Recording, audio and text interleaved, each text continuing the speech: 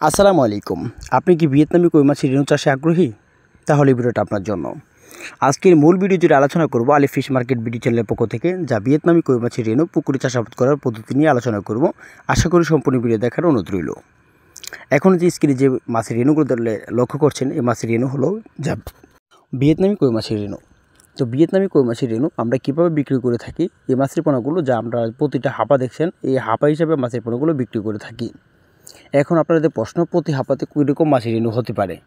এক হাঁপাতে যদি ফুল হাঁপা হয় সেই ক্ষেত্রে আপনারা 250 গ্রাম থেকে 300 গ্রাম রেণু পাবেন। আর যদি দেখা যাচ্ছে একটু সিঙ্গেল হাঁপা হয় সেই ক্ষেত্রে আপনি 150 থেকে 200 গ্রাম রেণু পাবেন। যদি সেই ক্ষেত্রে 300 গ্রাম রেণু হয় তাহলে দেখা যাচ্ছে আপনাদের পুকুরে মাছের পোনা রেণু হবে যেমন 2 থেকে 2.5 লক্ষ বা 3 লক্ষ মাছের রেণু হবে প্রতি হাঁপাতে, ফুল হাঁপাতে। এখন রেণু মাছের পোনা পুকুরে চাষ করতে হলে আপনাদের লক্ষ্য রাখতে হবে পুকুরটা সিজ দিয়ে পুকুরে পানির গভীরতা যে 3 ফিট অথবা 2.5 ফিট রাখার চেষ্টা করবেন যখন ফার্স্টে রেণু দিবেন।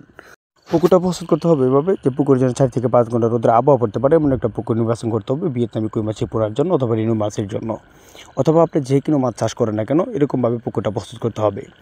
পুকুরে যদি আপনার 2 থেকে 2.5 ফিট বা 3 ফিট পানি থাকে সেই ক্ষেত্রে ওই পুকুরে মাছের রেণু পোনা মজুত করতে পারবেন। রেণু মাছ ছাড়তে হলে আপনাদের লক্ষ্য রাখতে হবে যে যদি 20% পুকুর হয় এই পুকুরটা 20% হবে বা 20% আকারকৃতি দেখা যাচ্ছে, বা যে মাছটা রেণুটা মজুত করবে বা আমরা এখানে এসেছি মাছ পুকুরগুলো দেখার জন্য বা এই পুকুরে রেণু মাছ দেওয়ার উপযোগী হচ্ছে কিনা। তো আশা করেছি যে মাছের পোনা যা এই 20% পুকুরে যা 1.5 হাঁপা মাছের রেণু দেওয়া যাবে, অর্থাৎ 300 থেকে 400 গ্রাম বা 500 গ্রাম রেণু মাছ যা এখানে দেওয়া যাবে।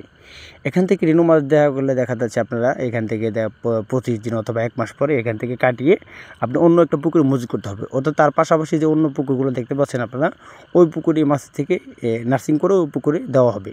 তার কারণ হলো যদি নার্সিং করে দেওয়া হয় সেই ক্ষেত্রে দেখা যাচ্ছে মাছের রেজাল্ট ভালো পাওয়া যায় বা পুকুরটা খুব সুন্দর আয়তনে থাকে।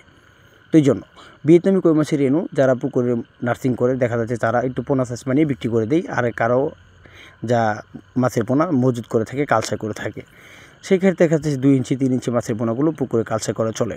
আর ভিয়েতনামি কই মাছের পোনা আপনারা জানেন 5 থেকে 6 মাসে, 3 মাসে, 2 মাসে মাছের পোনাগুলো 2-3 কেজি বা 5 থেকে 6 কেজি মানে বিক্রি করা যায়। তো ভিয়েতনামি কই মাছের রেণু অথবা মাছের সকল ধরনের তথ্য পরামর্শ অবশ্যই ভিডিওতে বলা যায় না, আপনারা স্ক্রিন থাকা নাম্বার তথ্য পরামর্শ জেনে নিতে পারেন, মাছের পোনা নিতে পারেন। ধন্যবাদ।